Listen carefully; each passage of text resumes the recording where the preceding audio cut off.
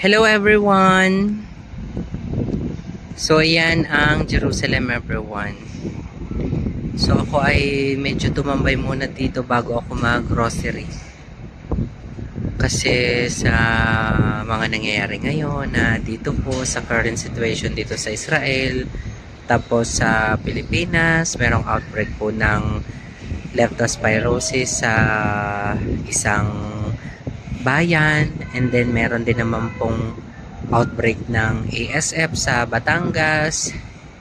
Tapos syempre kami po ditong mga manggagawang Pilipino dito sa Israel, yung nakaamba po na gera dito, pero laban lang, tuloy lang everyone, 'di ba?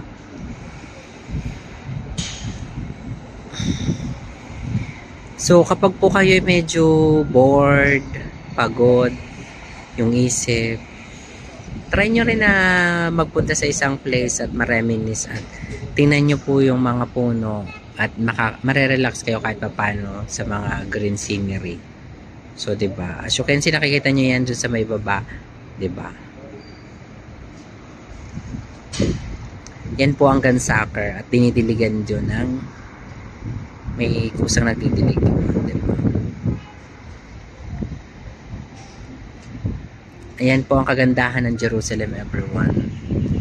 Sobrang ganda everyone ng Jerusalem. So dito mas feel ko na mas na nasa Holy Land talaga ako kasi syempre Jerusalem, diba?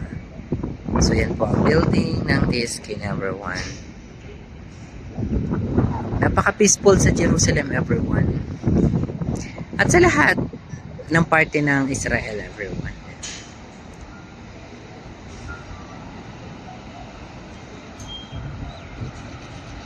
Laban lang everyone. Tuloy lang ang laban at tiwala lang everyone. Ano't ano man ang mga pagsubok na dumarating sa atin, tuloy lang ang buhay everyone. Ang bongga-bongga.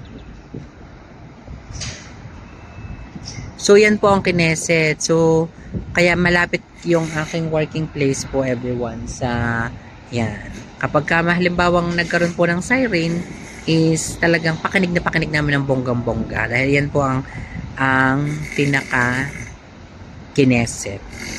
Yan, 'di ba?